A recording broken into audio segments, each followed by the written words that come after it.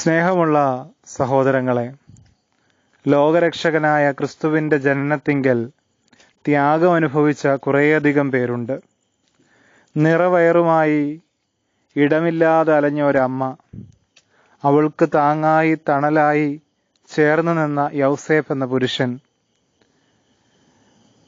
പല വഴികൾ താണ്ടി ക്രിസ്തുവിനെ കണ്ടെത്തുന്നതിന് വേണ്ടി യാത്ര ചെയ്ത വിദ്വാൻമാരും ആട്ടിടയന്മാരും, റാമയിൽ നിന്നും കേട്ട വലിയ നിലവിളി നിഷ്കളങ്കരായ കുഞ്ഞു ബാല്യങ്ങളുടെ, ഇങ്ങനെ കുറേയധികം ത്യാഗത്തിൻ്റെ നടുവിലാണ് ക്രിസ്തു ജനനം സാധ്യമാകുന്നത്.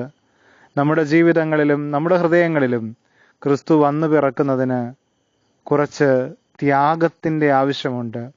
വിനയവും വിശുദ്ധിയുമുള്ളവരായി ദൈവത്തെ നമ്മുടെ ഹൃദയങ്ങളിലേക്ക് സ്വീകരിക്കുവാൻ നമുക്കും ഒരുങ്ങാം. ഒപ്പം തന്നെ പാഴും ശൂന്യവുമായി കിടന്ന ആ കാലിത്തൊഴുത്തിലേക്ക് ക്രിസ്തുവിൻ്റെ ജനനം സാധ്യമാകുമ്പോൾ അത് പവിത്രമാവുകയാണ്, വിശുദ്ധമാവുകയാണ്. പാപപങ്കിലമാകുന്ന ഈ ലോകത്തിൽ നാം ജീവിക്കുമ്പോഴും നമ്മുടെ ഹൃദയങ്ങളിൽ ക്രിസ്തു എന്ന രാജാവ് വന്നു പിറക്കുന്നുവെങ്കിൽ നാം ശ്രേഷ്ഠരായിത്തീരും, ദൈവാഭിമുഖ്യമുള്ളവരായിത്തീരും, ക്രിസ്തുവിന് വേണ്ടി ജീവിക്കുന്നവരായിത്തീരും. വിദ്വാൻമാർ ശിശുവിനെ അമ്മയായ മറിയത്തോടുകൂടെ കണ്ടു, വീണവനെ നമസ്കരിച്ചു, നിക്ഷേപപാത്രങ്ങളെ തുറന്ന് പൊന്നുമൂര് കുന്തിരിക്കാൻ കാഴ്ചയർപ്പിച്ചു. നമുക്കും ക്രിസ്തുവിനെ കണ്ടെത്തുവാനും വീണവനെ നമസ്കരിക്കുവാനും നമ്മുടെ സമ്പത്തും സമയവും സൗകര്യങ്ങളും ക്രിസ്തുവിന് വേണ്ടി സമർപ്പിക്കുവാനും സാധ്യമാകട്ടെ.